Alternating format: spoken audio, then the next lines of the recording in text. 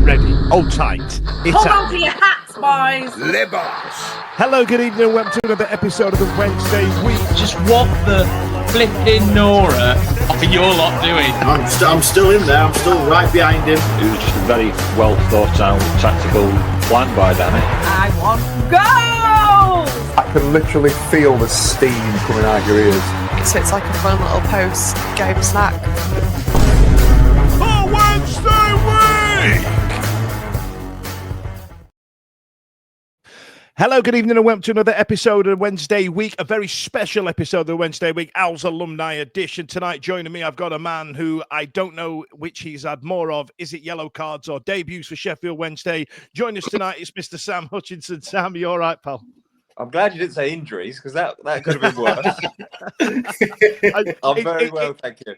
It's a moving target constantly, you know what I mean? So tonight joining me, I've got Ash and I've got Simon from North Yorkshire. Al, Simon, are you all right, mate? Nice to have you with us. I'm very well, thank you very much. Yeah, living the dream. Of course you are, mate. Fanboying or fangirling, whatever you want to call me.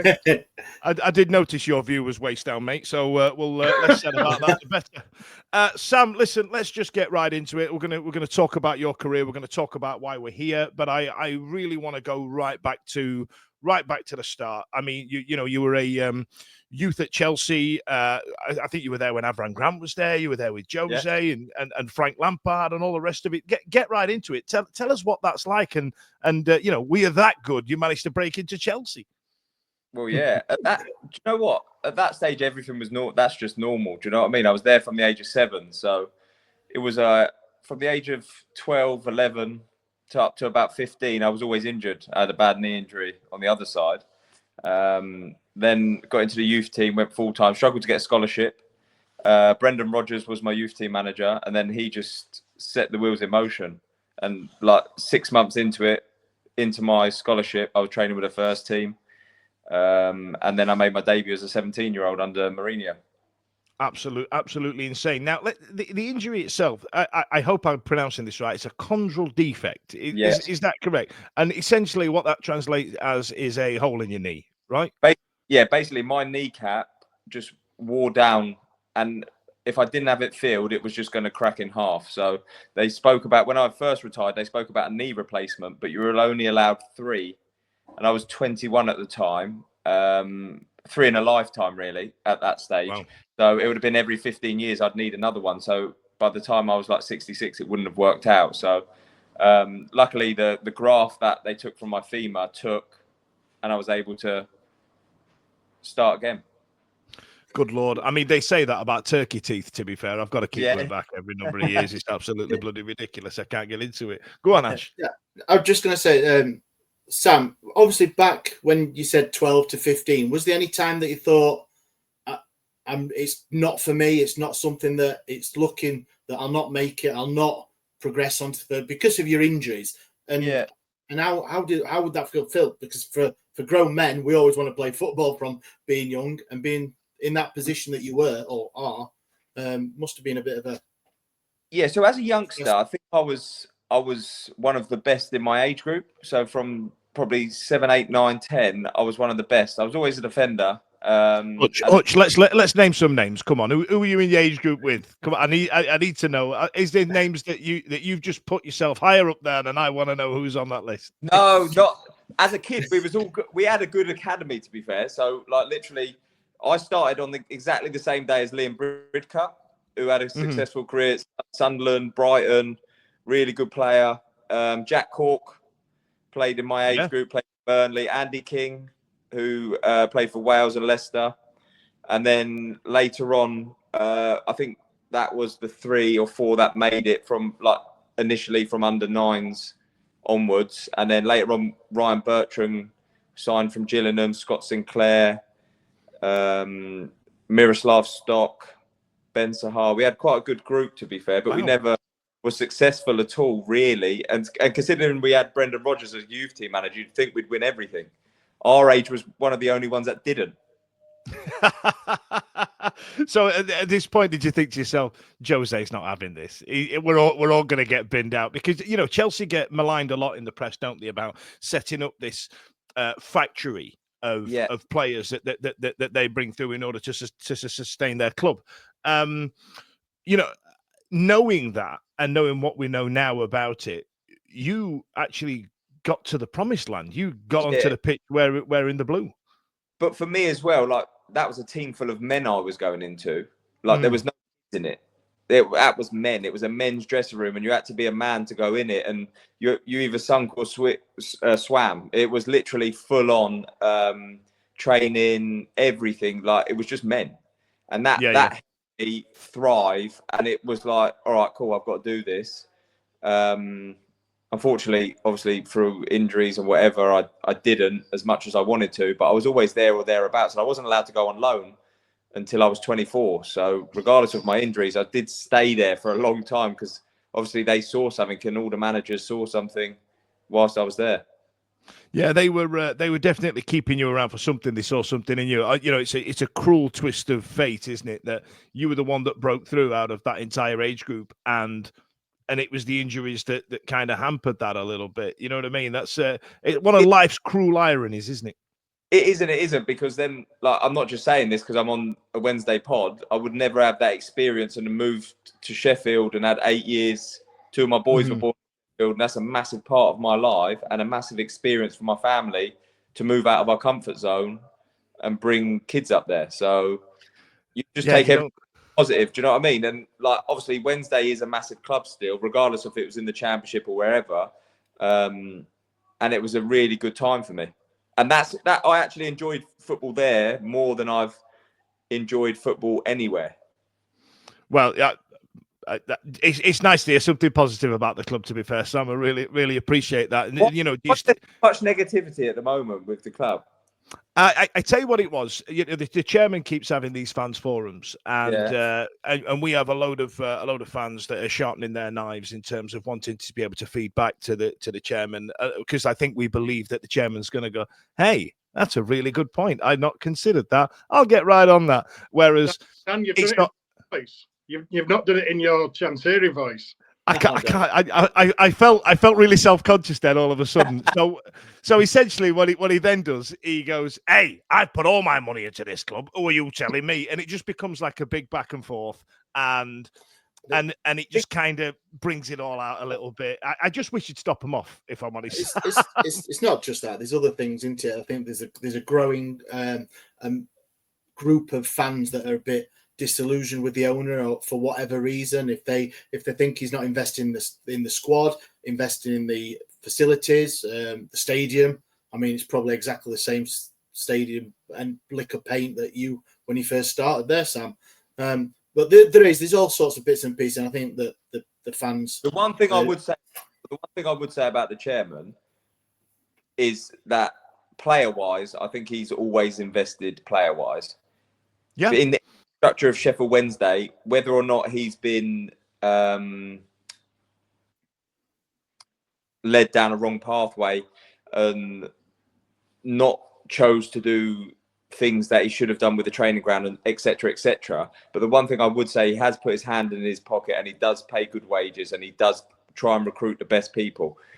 He may have been led to some bad choices, but I do think he has got the best interests of the club at heart. And I've been at a club like Reading, that's a shambles, by the way. So you see a different side of it. You do see a completely different side of it. And sometimes, like, the better devil you know. Do you know what I mean? He has got the best interest. He didn't. I would just say that.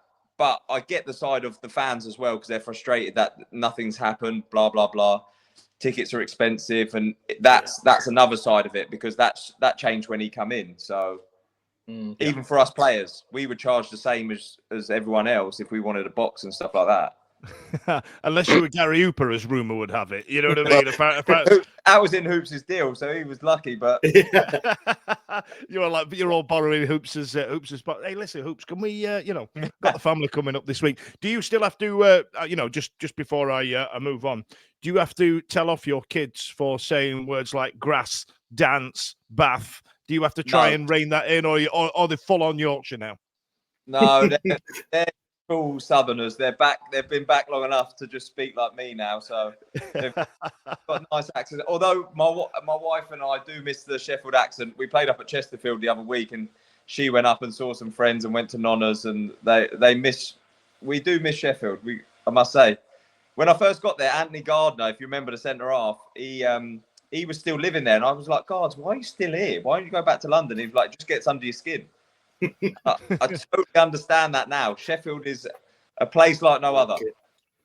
Yeah, you can just work it out, can't you? You go, do you know what? This is the right level of nonsense that I kind of need. Like, you know what I mean? I completely understand that. Lee Bullen, you can't get rid of him. If it weren't for a job, he'd still be here. Yeah, he done off 8 managers, didn't he, Bully? Of course he did. I mean, it would take some to shift the accent of Bullies, though, wouldn't it? I mean, he could be in Sheffield for as long as he lives, but I think he'll still have the Scot accent.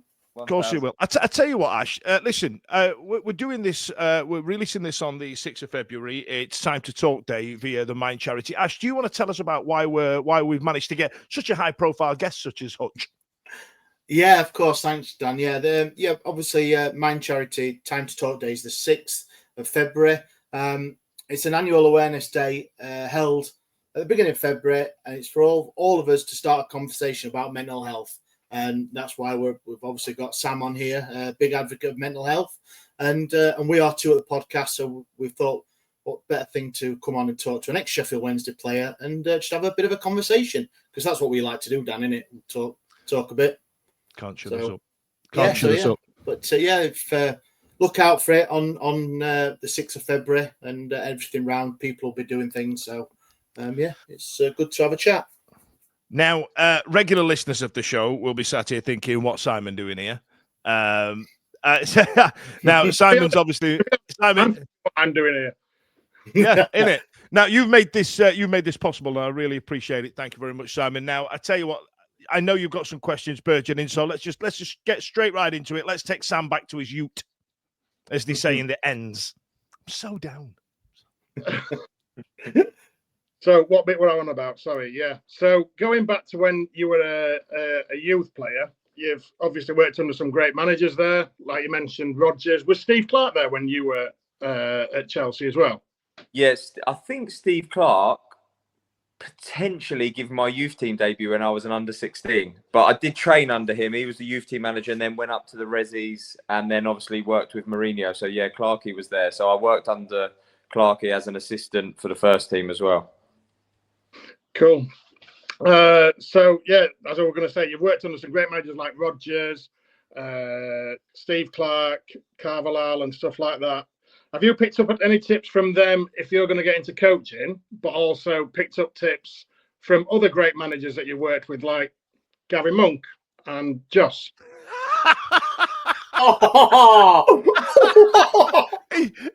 Sam, he's had that in the pocket for 4 days. I tell you what.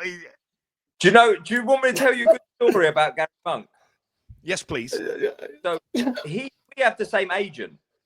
Right. Believe it or not, we have the same agent, and my agent is his best friend. So we played in a golf day in the summer. And my agency invited a young Sheffield Wednesday fan down with his mum and dad, because I think they were trying to sign him or whatever. And as I was speaking to them, just saying hello and everything, because there was a Wednesday fan, he come outside the door, really awkward, and said, "Oh, can I have a chat?" And we had a chat, and we sort of ironed everything out. But there was nothing to iron out because there was no problem. It just, with him, I don't know, he couldn't say what happened. And I couldn't say what happened, but it didn't end well for him, and it didn't end well for me, because I ended up finishing and going to bloody Pafos and then coming back on, do you know what I mean? So it didn't work out. With Jos, he just didn't have a clue. And I told him that, and that's what happened. He was used. I'll tell you a story about Jos. We played at Leeds away, and I'd just been injured, but he wanted me back in the team. And he said, "We need to win this game because it's playoffs for relegation." And Glenn Louvens, this was in front of the whole team, and Glenn Louvens went, "We don't do playoffs for relegation in England." And he'd been in the job for 4 months. No. He thought it was a relegation playoff? Yeah. Brilliant. The game that I fell out with him. He started me number 10 so I could press, and then I went. Van Aken got injured, and I went centre half, and I said, "Look, you can't start me number 10. I'm useless at number 10. I can't do."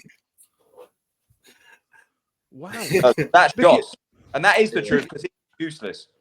We had Nicky Weaver on a few months ago, and we tried to press him on Jos and the monk trumpet. We tried to just pin him down on what happened with yourself, Kieran Westwood, and Jos Luhukay.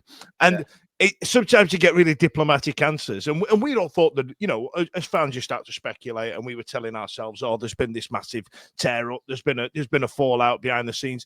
And I think Nicky Weaver just went, well, he just didn't fancy him. He just wanted to try something new. And we were thinking, surely, who's he seeing? Who's he seeing where Kieran Westwood don't get a shirt? Under Monk, I started the first 23 games and we was third. Third at Christmas. Yeah. You know what I mean? So, like, regardless of what happened, that's irrelevant. I don't hold any grudges because that's not me as a person. I hope everyone does well. I'm not looking anything bad. And obviously, I spoke to Gary Monk and we're fine. It is what it is. But Jos is a different kettle of fish because at the time, I was fit and hungry and ready to rock and roll. Obviously, Carlos had just gone. We was in a good position up with Carlos. It was one of my favourite managers. And then he come in and I think he let the club down really badly. Really badly. Yeah. Very much so. Very much so. So I tell you what, then let's just wind it back a little bit. Let's talk about the retirement and the conversations that you probably had to have and stuff like this. Like you alluded to it earlier in reference to you're only allowed this operation 3 times essentially on paper. So the conversations you must have had at such a young age. I mean, part of you think I don't want to retire. What are you talking about? No, I was so low.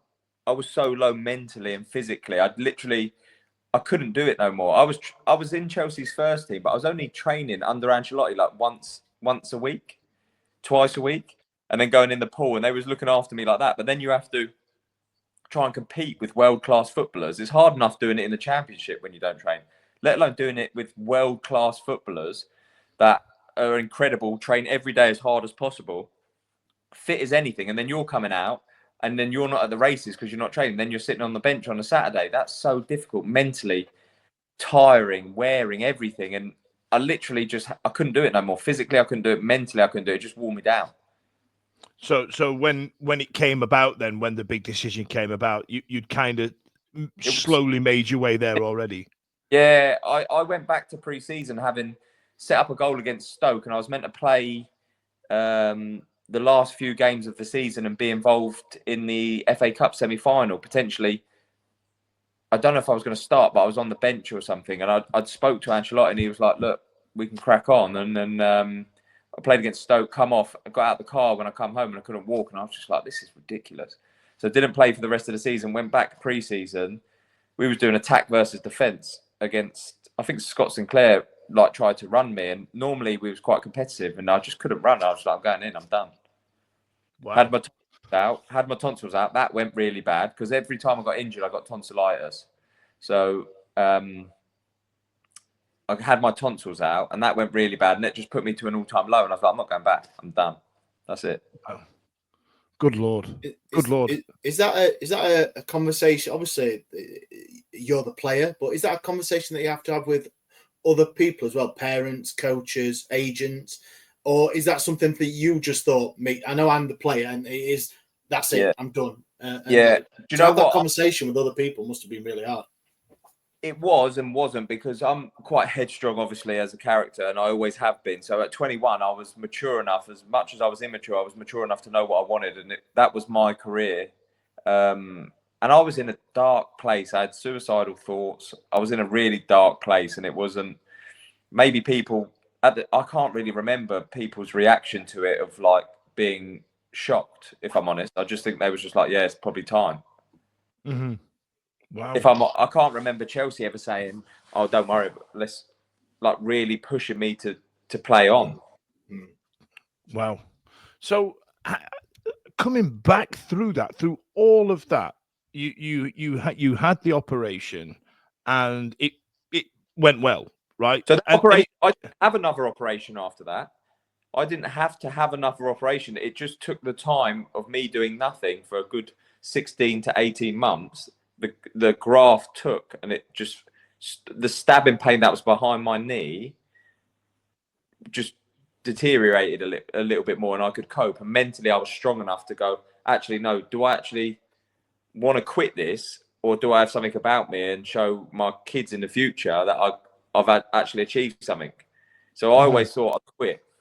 And I did, but mentally I can cope with that now, because I come back and prove to people and prove to myself more than anything that I can do anything I want to do. And I will still do that to this. I will still play until I'm 40, because I'm fit enough and I'm ready to go. And I can still play at a high level. I can still play for Wednesday 100%. Well, I'd take you back in a bloody heartbeat, Sam, if I'm honest. But it was hard enough getting A at Wimbledon, let alone Wednesday. It's because of these random countries you keep going to. He's in Holland, he's in Cyprus. Like, wait, you know what I mean? What is it? You just fancy an elongated holiday or what? It's just who pays the most at that stage, I think. Fairs. Simon, you had a question about advice and things that he had getting back into the game and stuff. Yeah, well, what it was obviously there's like the time to speak day, but for people that haven't seen the podcast previously, I did like my Wednesday podcast, and in it I spoke about Sam, because I was in a really dark place, and then I went up to the training ground and I got you to sign a shirt. Just a regular one, but then Sam were kind enough to talk to me around mental health and give me like loads of advice and things like that. So I think the reason why I wanted to get him onto this podcast was to help talk about that, and just to thank him really for getting me through what I got through. He gave me some really great advice around how to deal with mental health and cope with it, which I still do now. I've got mates that don't open up. I've got mates that do open up, and we have conversations together, and we tell each other that we love each other and stuff like that. And some people might laugh, but that works for us. And I think what you have to do with mental health is to find what works for you. Sometimes I have my ups and downs. I've got the shirt behind me that Sam gave me, and I still look at that and think about the advice that I got, and it's just, it's just great that I have that, and I think people have to find it. So yeah, time to talk day is really, it's big for everybody, I think, to open up to your mates. And some people don't. I've got mates that are really, really, quiet, but I just hope that they are there for us when they needs to be. And I've got the speakeasy hat on as well. So Si, don't you, from the speakeasy crew, Dan? Mm-hmm. So yeah, so if you don't know, Sam, they do a lot of stuff around to prevent people suffering in silence. They've got a pink bench at Hillsborough, which is got QR codes on and stuff for men's mental health and to help them out. So yeah, I didn't know whether you had any other advice for people if they are struggling and what you do. I mean, we know that there was a period where you went to Pafos and then you came back and then you left Reading. So how big a gap was it between Reading and where you are now? And in that time, were you done with football, or were you still trying to get back, and how were you mentally then? Do you know what? I always have little flutters of mental, I wouldn't say depression anymore, no, but hard times. But I think you hit the nail on the head. You have to find your own way. And you say that I helped you, but me speaking to you helps me as well. Do you know what I mean? So everyone has a way of dealing with something. And I just think you've found your way by coming to me first. So you done that. That's on you. That's not on me. So you have all the tools within yourself. Everyone has their tools to make themselves better, but you have to want to do it. Like you said, some of your mates are quiet. They might speak to someone else and get some advice from someone else. You never know. But yeah, I've had hard times, but I also put it into perspective of what are hard times. Do you know what I mean? I've got my 3 children. They're healthy. They're all playing football. One's boxing. They're all doing everything. Do you know what I mean? And they put a smile on my face, and that's my outlet. I still play football for them. I was always trying to get a club after Reading. It was more difficult than I thought it would be, as my agents found out. But now I'm in a club where they really appreciate who I am and what I can bring to it. And for that, I'm eternally grateful, and I'll be as loyal as I was to every other club I've been at. And that goes for Reading, Sheffield Wednesday and Chelsea, because if they give the time to me, I'll always give the time and loyalty towards them. Wow, absolutely, and it really is something we should speak about. And I did nearly just end it with a joke because I do awkward jokes like that. I was about to say seeing you in that 2016 shirt with your sleeves rolled up was not good for my mental health, but I'm not going to say it because I didn't say it. So that makes it all right.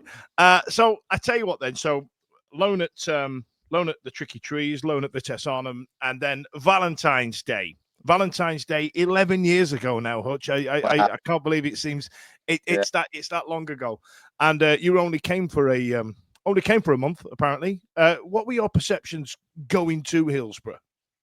The first game got called off. It was a cup match against Charlton, and the pitch got waterlogged. And then we played Huddersfield in the league, and he put me in midfield, and I'd never played in midfield before. And then I got man of the match, and then it was the rest is history. I just run around kicking for 8 years. Listen, and that's all we need. You know what I mean? That's some proper Yorkshire. What is it? Yorkshire justice just dished out all over there. Hey, this lad's all right. He's kicking everybody. That's all right. Yeah. You know what? I come on loan. The one thing I would say about Sheffield Wednesday at the time, the dressing room was unbelievable. Like one of my favorite. Who was there then? One of my favorite human beings in football, and I didn't play with him for that long, but it's Chris Kirkland. Really? Oh, great. I love Kirky. What a man. Yeah, He struggled mentally, hasn't he? Like, and I just think, honestly, one of the best in football, and what a keeper as well, by the way. Yeah, we had him on one of these interviews here, and you know, it's a similar sort of vein, talking about it, which you know, you can't buy as blokes, especially, you know, approaching their middle age and struggling with everything that's coming on there. But I tell you what, I'm just gonna move swiftly past it. So up then in 2014. So it was Kirkland. It was Hills, Ayata, Prutz. Wow. Prutz was there. Yeah, McPhail was there when I first come, but he left. He went to Rotherham or something, didn't he? I don't know where he went, but he was there for like a couple of days. You obviously had Glenn Louvens. What's it like playing next to Louvens? What was that? Sorry. What's it like playing next to Louvens and Miguel Llera? I played in front of Miguel Llera, and he just used to hoof the ball everywhere. And I was like, he was cultured in training, and he just used to cultured. He was, honestly. He used to whip it in top corner and stuff. And I was like, we got to a game, and he was just like, have it. And I was like, all right, fair enough. That's amazing. We have kids now saying like, oh, he's our maths teacher or something. Like was he that clever back in the day? He's like a teacher now. I think he's gone into soccer school. Yeah, he was a coach. I can't really remember, but we did Lewis Buxton, the right back. He was brilliant. John Attock, Kieran Lee. Yeah, Yeah. What a guy. Tell you what, one of my favourite eras, Hutch, watching you and Kieran Lee in the middle of the park, I must admit, and then when Hoops joined the club as well, that was genuinely one of my favourite eras. That team is a proper team. I look back at that when we got to Wembley, before sort of the more influx of money come the next year. That team was a proper team. You had like Ross Wallace on the right. When we beat Arsenal at Hillsborough, that was a great night. Great atmosphere. Lopez as well. Alex Lopez. He just rocked up, was brilliant, and then buggered off. Yeah. that Arsenal game was something. That was for us fans, and you mentioned it, Hutch. It must have been for you guys on the pitch as well. Was that? Yeah. Was that a? But we knew we was going to win. That was the thing with that game. Like the gaffer had set it up, and we felt so comfortable. We just played Rotherham on Friday night, beat them on the TV, and then we played 4-5-1. Jeremy Halland was left wing, pace, power. Me, Kieran Lee, and Baz in midfield.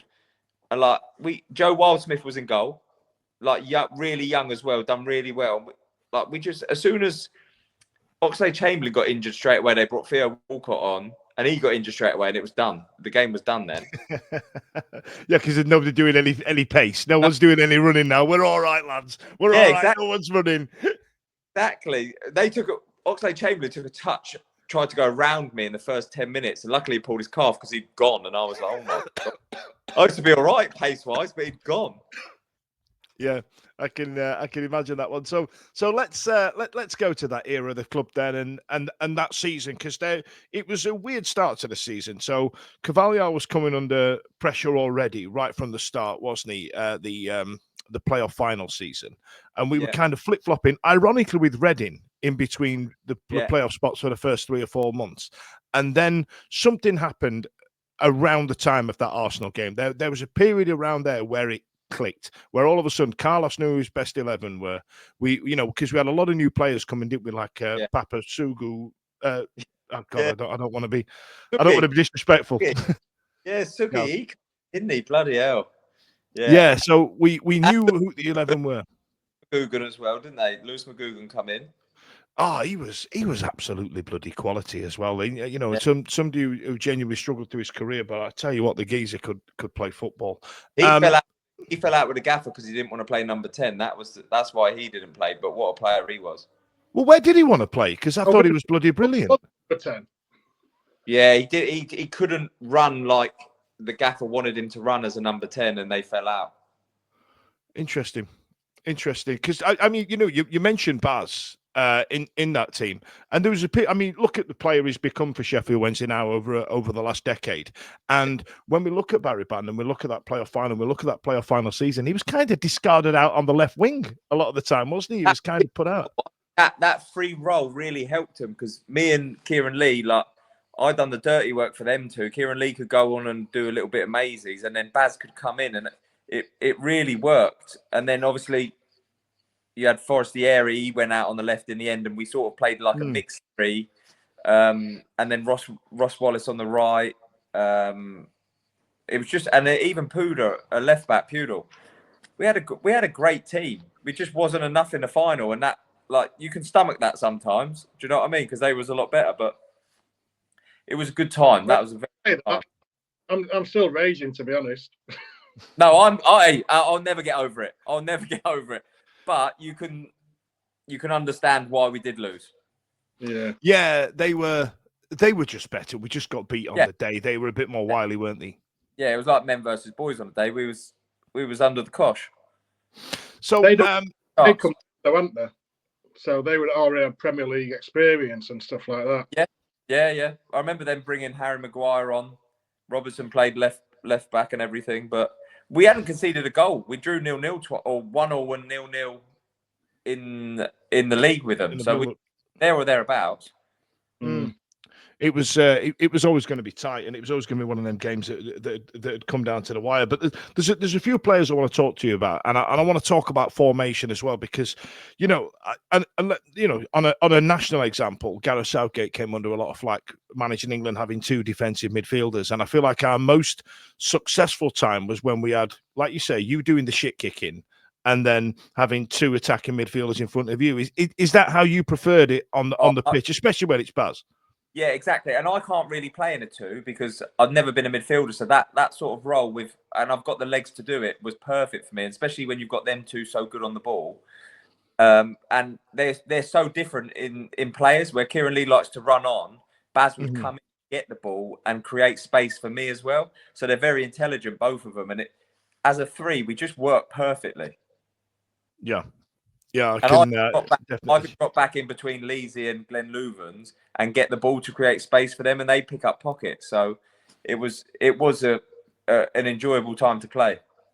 So as I tell you what I'm getting at, even amongst pockets of fans, there's been periods where Baz, if he doesn't trust the players around him, and I'm hoping you can shed some light on this, from the perception I see Baz, if he doesn't trust the midfielder next to him, he drops further back, and he's ended up splitting the defence a little bit of his own defence, because he's such a winner and he wants to get the ball and he wants to win the ball. So, for example, when he's playing alongside Joey Pelopessi, who essentially should have been you know, you should have been there. You know what I mean? I don't know. You know, I bet you were personally offended that he was getting in before you. But when he clearly didn't trust players like Joey, did you find him dropping back and stood next to you and you're thinking, well, what are you doing here? You should be up there. Is there an element of that? As you said, he's a winner, but at the time, I wasn't really watching the football anyway because I was that disillusioned with it. So I couldn't tell you about the performances. I know Joey is a lad, a great guy and everything. I don't know specifically with him, but I know if someone's not getting on the ball or doing their job, he'll go and take over because that's the character he is. And I think that's how it should be. He's a leader, not in voice, but in how he plays in the game. And I think that's him leading by example. I think you look at like people like Bruno for Man United or Silva, David Silva or Bernardo Silva for Man City. They do the same thing. They go and collect the ball because they have to get stuff started. And if you haven't got the players to do that, who's going to do it? Yeah, I kind of saw that happening on the pitch. Yeah, and sometimes that puts too much pressure on him, and that might take away from his own game. But look, Baz is a Sheffield Wednesday legend, as is a couple of them now because they've gone up. Do you know what I mean? And that's great for him and the club. Oh God, I tell you what, I'm still hungover from it now, Sam. If I'm honest, bro, like you know what I mean. I'm still struggling with it now. So I tell you what, in that era, then, who were your best pals? Who were your mates? Who were the geezers in the dressing room you could have nonners with? Palms and Kidley. Palms. Palms is the closest one, and Lewis Price. Pricey was just a weird goalkeeper southerner that me and him were just good pals. Yeah, goalkeeper and weird. Not heard that before, have we? I'm telling you, when I say goalkeeper and weird, Pricey's up there with weirdest.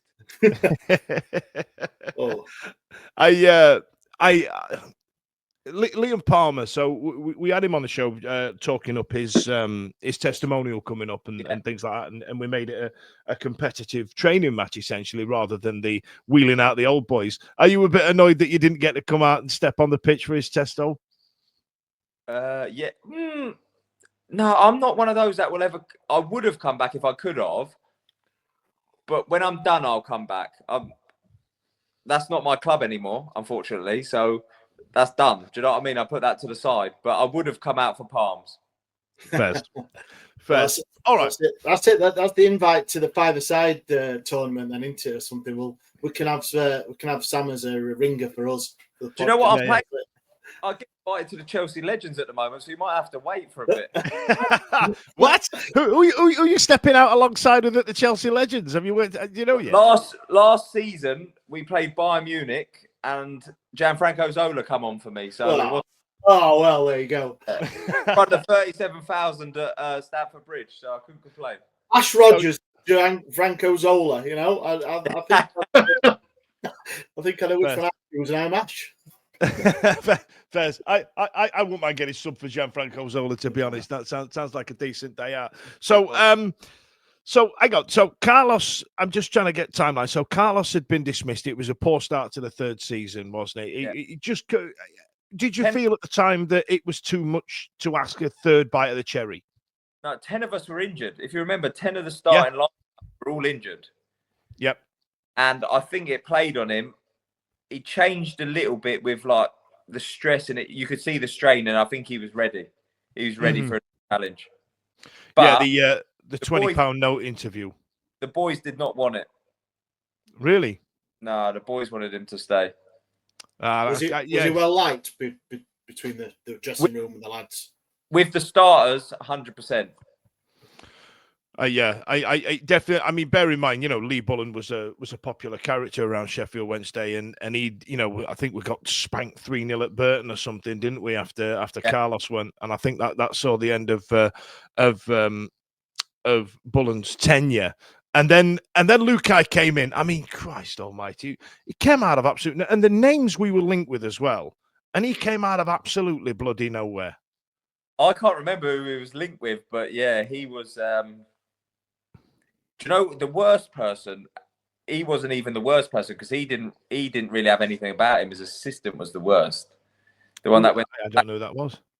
The one that went, he was at Blackburn 2 years ago. Oh, what an arsehole. Can I speak? Can I? You can say whatever you like, Sam. Oh, I'll drop a C-bomb on here because he was honestly, he was the worst ever. We used to have arguments. Like, we weren't allowed to play the ball in training over head height because that's not how they play in Holland. I went, we're not in Holland now. We're in the Championship. Everything goes over head height. There's not a ball on the floor.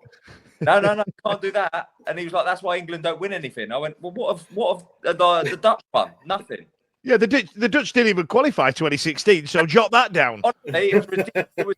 This is the conversations you'd have every day, and I'd just be like, oh, wow. You can't play anything above head height. You should have just played that goal that, was it Bergkamp scored or Ronald de Boer or somebody like that when it went Bergkamp where he flicked it. Yeah, exactly. Oh, it was incredible. They didn't have a clue. Bless them. And was it after he left that we played Borough away, and then you came over to the fans and you were doing that, weren't you, or something like that? Yeah, like that, because I come straight back in, didn't I? And I got told off for that from him, and he said I was disrespectful, and I was like, I went. Oh, he wanted me to apologise. I said I'm never apologising because he disrespected me for the last however long. I'm not apologising, but I just blamed it on something else. But yeah, he said it was disrespectful, and I was like, yeah, cool. Thanks for your feedback. You know what I mean? So at that point, then you know, Jos. It sounds like there's been a lot of back and forth with yourself and Luhukay. So was Westwood a similar sort of situation? Back and forth. That was it. That was literally. I've told you everything that happened. Wow. And was that just his way of supposedly management and coaching? Well, I think I was a big character, so people use me as an example because if they can do it to me, they can do it to anyone because I will speak up and I will be a man and I will say what I think. Do you know what I mean? And I will try and do the best for the dressing room, regardless of if it doesn't benefit myself. But also, like I always say, if it's not going to benefit me, and I do play with pain, and I take a lot of tablets to play, and I have to go out there and train and stuff like that, and manage my body. And if I'm not able to do that, and people want something they can't get from me, and it's gonna affect my lifestyle outside of it, I'll also tell them. So that comes back on me. So that's happened 3 times. So I'm not perfect in this situation by any means. Do you know what I mean? And I'm only telling my point of view. He might have a completely different point of view on it, but that is my truth. He's not answered our emails, to be fair, Sam. He's not. I don't know. Fallen off the face of the earth since he left Wednesday. Yeah. He went to San Pauli, a German team that I go and watch, and then took over Matt Penny with him. And I saw Matt Penny summer, to be fair. Is he all right? How's he getting on? He went on trial at Leyton Orient because I trained there. I was going to sign there. Something happened, so I didn't. But and then he didn't get a contract, and I didn't hear from him since. I haven't heard from him since then. But hopefully he's doing all right. I've just thought he's probably in his early 30s, which makes me feel like a million-year-old. Not even 30. Oh, good. That's all right then. He's still a child because it's weird being born in 1980 and still only being 28. It's really odd that I don't know that. Yeah, thanks, man. So was it the same with Westwood then? So did Westwood have a mega tear up with him, or did he just look at Wildsmith and Cam and think, these are the future? Westwood's on the way down. I can't tell you with Westwood. I don't know what happened with Westy. Because you two were like the poster boys of the fall of Jos Luhukay. You know what I mean? Yeah. To us fans, they were. It could be totally different, couldn't it? At the time, Westy was the best keeper in the champ. Oh, easy. Yeah. 100%. Regardless of whatever happened between them, it's just stupid. Well, yeah, because it was detriment to the results, right? And you kill yourself because obviously as a fan, you've just chucked out 2 fans' favourites. 100%. You have to stomach it. The thing is, I don't think he could put us on the bench. So you have to freeze us out. Do you know what I mean? Because then that will cause more problems because the fans will start singing. And then, so he's gone full hog. Fair play to him. But it just hasn't worked out. If it had worked out, then none of us, we wouldn't be having this chat now, would we? Let's be honest. Nah, fair play. And then so Jos then got his marching orders. You were straight back in, mustache celebration, and then came in the monk trumpet with his year 8 disco haircut. You know, was there a definite change within the club? Did you think, all right, thank God he's gone. This is my moment now? Like, did Monk come in after Bully started the season? Bully started the season, didn't he? At Reading, we won 3-1. That was the year. Yeah, wasn't you scored, didn't you? Yeah. So at that time, I just thought Bully was going to get it. We was playing 4-3-3. We done all right, and then Monk come in, and we done really well at the beginning of the season with Monk. We was third. Yeah. So it got to Boxing Day. We played Stoke City. We were 2-1 up until the 90-something third minute or something like that, and then ended up losing 3-2. And at that point, Sheffield Wednesday fell to shit. At this point, you know that is identified by a lot of the fans. He brought me on as a sub, didn't he? That game, was that the game? Yeah, he didn't play me, and then we played Blackburn at home. We was 5-0 down in the first half, and he brought me on at half time again, and then he didn't play me. We drew 0-0 in the second half, down to 10 men, and then he didn't play me again after that. Wow. And then it was like 2 days before the transfer window would close, and he said, you can go. And I was like, where do you want me to go? I've got 3 kids in school, or 2 kids. You know what I mean? I've got a life up here. And then, Wow, because that was what 2020, weren't it? So January 2020 was Blackburn. You're right. There's only like a week left at the window, and essentially it's either going to Rotherham or not. At that point, he said I could go. The last 2 days I could go, because I remember going outside the building, ringing my missus, and then at the time, and then binned off into the academy dressing room. Not allowed in at any time to see the first team. Shut up. So you were literally shunned out completely. Yeah, and that's a massive thing that people don't see. Mentally, you have to cope with that. Like I wasn't allowed in the dressing room. I wasn't allowed to see the first team. With Jos, I got put in a picture, and I was number 23 at the time, and I covered my name to under, so it said under 23 instead of as the picture. So I was walking around with tape and doing stupid stuff like that, because it was just like. But with Monk, I wasn't allowed anywhere near anyone. Okay. So then that went on for a number of months, didn't it? I mean, we're talking best part of a year that happened. So Monk's still in charge. I left that summer. That finished me. Yeah, because that was the COVID year, wasn't it? So everything was a little bit later, and then you went to is it Cyprus, Pafos? Yeah, I went to Pafos. Yeah. Why? Sunshine. How did that come about? What an odd turn of events. So basically, Columbus Crew in America, they offered me a really amazing deal, 3 years. And it was when Black Lives Matter and everything was kicking off. And my wife at the time, she was like, oh, we can't go there with the children. We can't do this. We can't do that. Mm-hmm. And I was like, okay. And then in the end, it was like, well, where do we go? It's COVID. No one's got any money. And then my agent pushed Pafos, and I was just like, okay. Never really go there, but there was no other option really. So I went there on good money, to be fair. We went out there, and as soon as the sun goes, I was like, oh, what have I done? Yeah, I can imagine that. There must have been a point where you were running around, and you'll get the ball, you'll take a look up, and no one's showing for it, like Barry would, for example, and things like that. The standard was really good. Was it? Like, I played in midfield with Jason Punchin, who played with Palace and everyone, and the standard was really good. You had to do like 12k a game. Wow. But like it wasn't the standard. It was just the fact there was nothing on the games. It was pointless. You do one game a week, and then you train like for 2 hours every day, and it was completely wrong for me. That I needed like 3 games in a week and do nothing else. Yeah. Was it knew you there as well? He wasn't at the same club, was he? He wasn't at the same club, but I got sent off against his team. Oh, is that the one where you assaulted the man in his middle? Yeah. I tell you, assault is quite a hefty word there, I think, weren't it? Was it? It screamed a little bit. I tickled him. Oh God. Yeah. Yeah, well, welcome to English football, lad. Yeah, all that, and that's probably what gives it full circle about when you were saying about boys and men and playing with fully grown men. He'd not learnt a damn thing in that day. No, He must that was have done. out of pure frustration. That was just literally frustration of being there, of playing in the team, of seeing where my career had gone to. Really, if I'm honest. Do you know what? There was. I completely understand that. There's a point where you've gone, what the fuck have I done? I'm just going to absolutely knack this geezer. I can imagine. Yeah, I'd done 7K in the first half as well, and that was a shift in the heat. So still got the legs then. Yeah. Still got the legs. Run. I can still run. Not a problem. Still got it.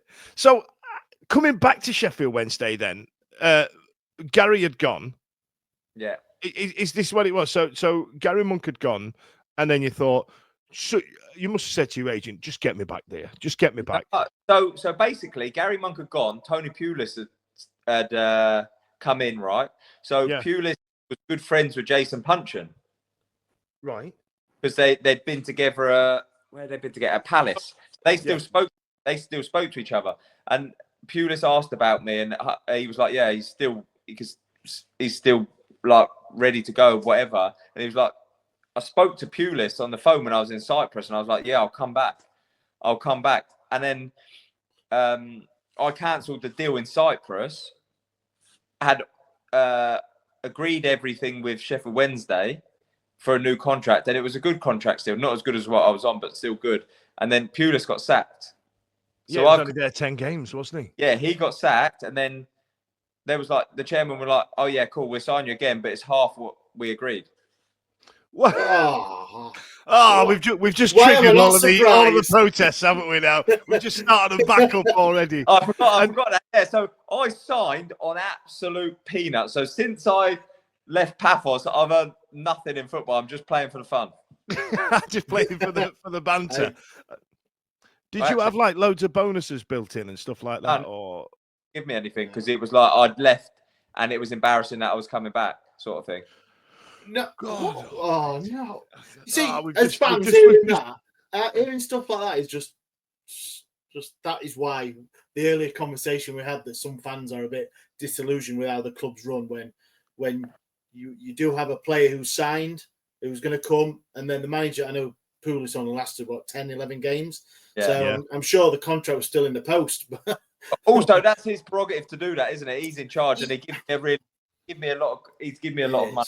And that's up to him. And I signed it because I wanted to prove a point at Sheffield Wednesday and show people that I wasn't who I got portrayed as that bad egg or whatever.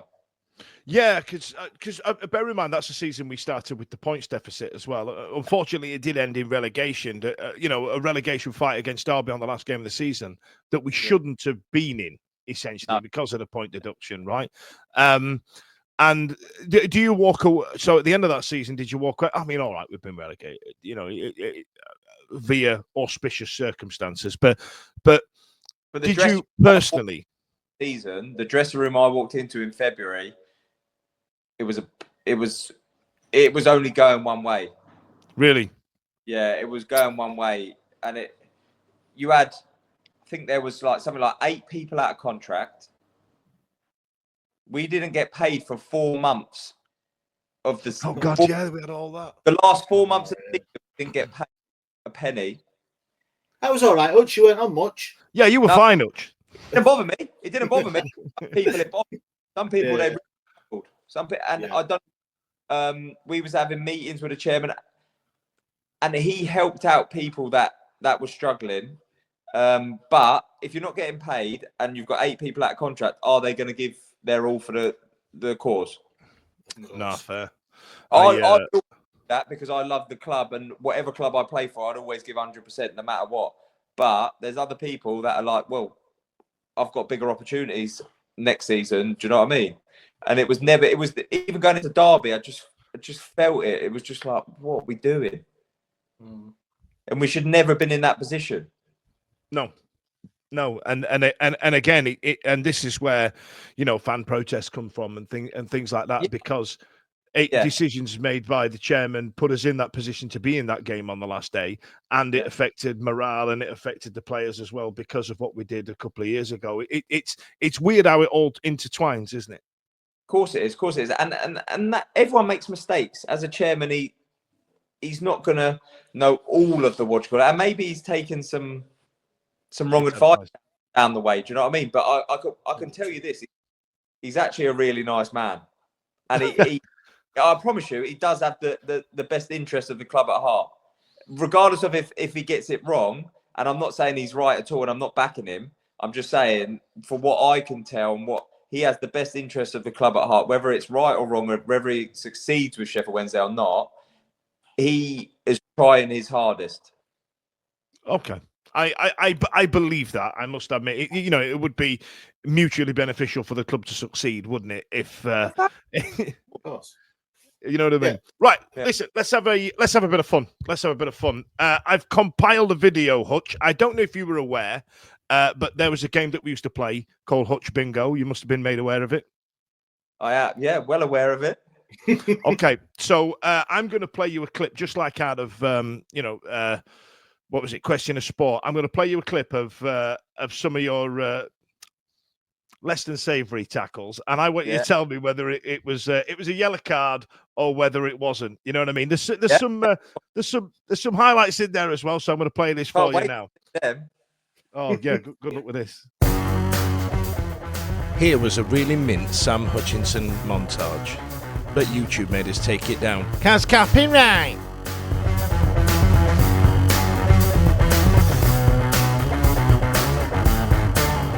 How does that make you feel looking at them?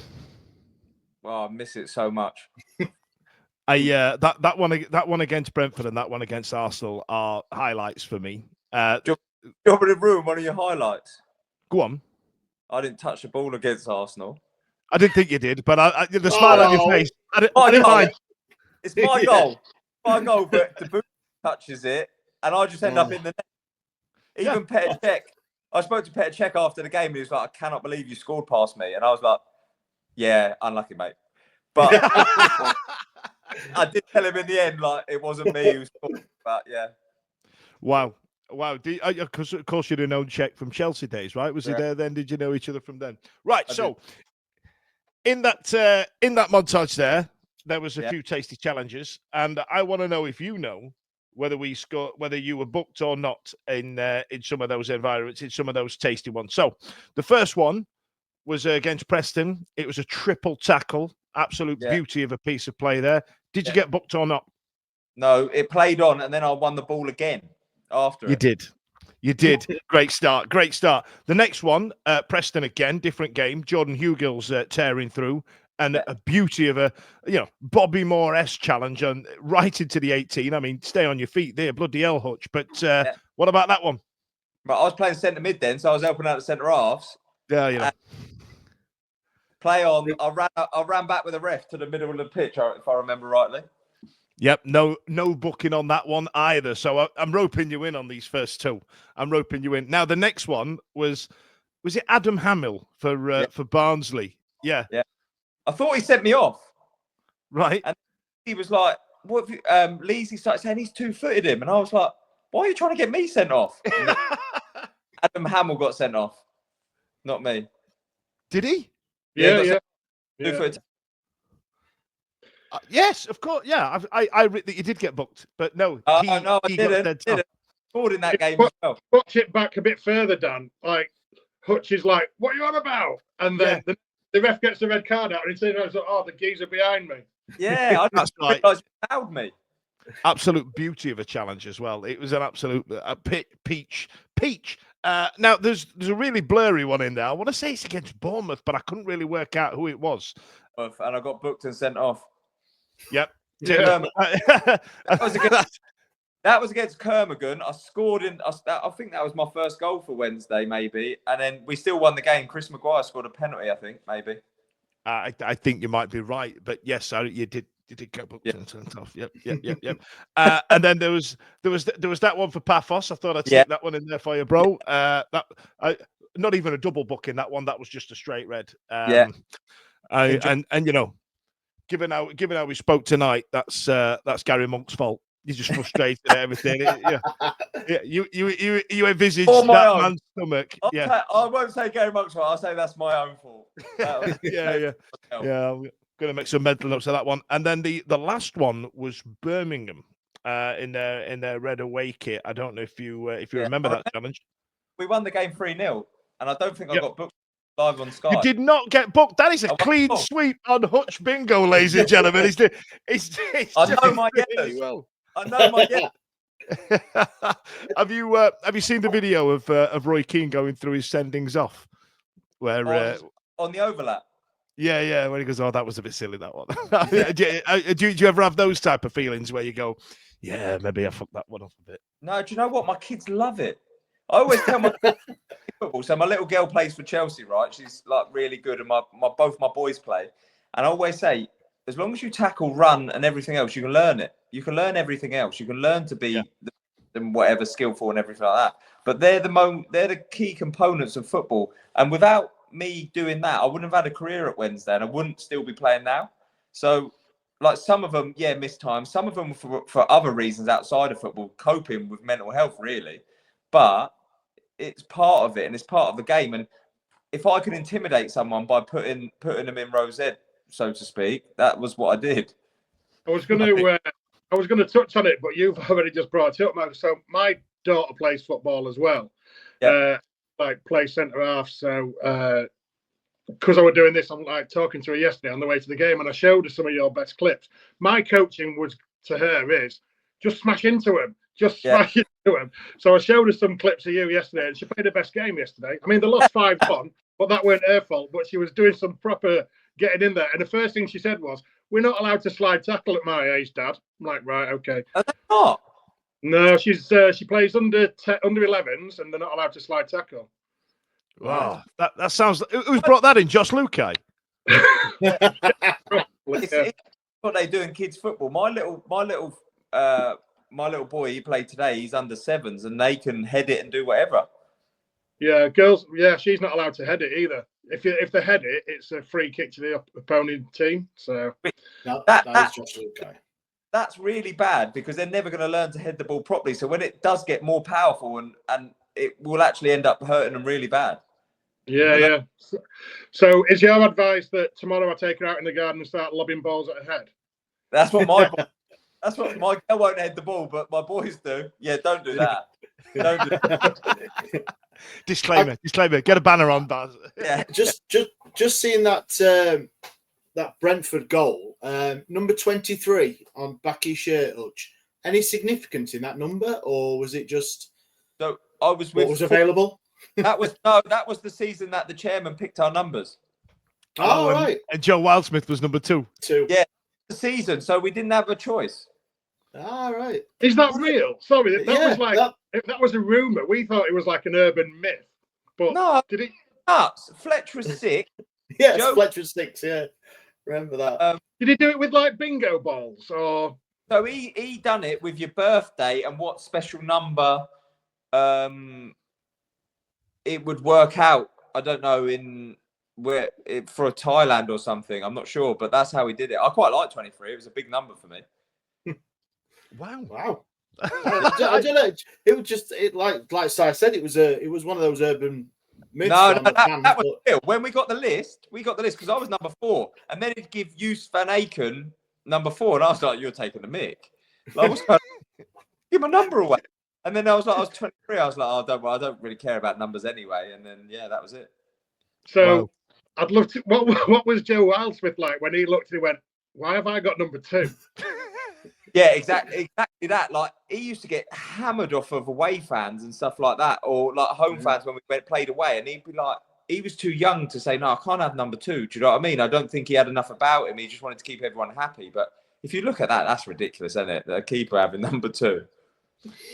It's so weird. Brad Hunty, and I think Hunty was still there, and Palms do you know what I mean?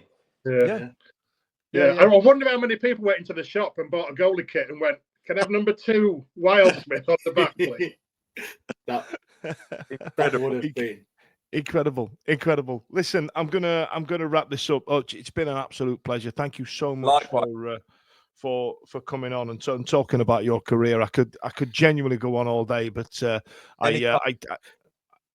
I tell you what, I'm toying with coming down to Wimbledon now. I'm in fancy Chiswick, so I can. I'm on the up the road, mate. So I'll come and see you. But listen, thanks a lot for joining us. Stay on the line, mate, and we'll catch up after. Every week, live from 8 p.m.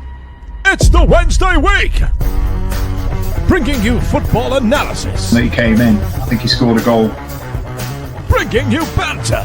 Yeah. Bringing you responsible life hacks. Met you wonderful souls at 10 a.m. for some shots. The Wednesday week.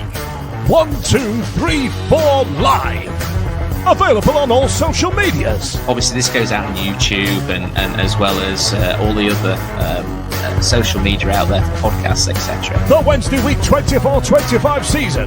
Join us. Put on your podcast.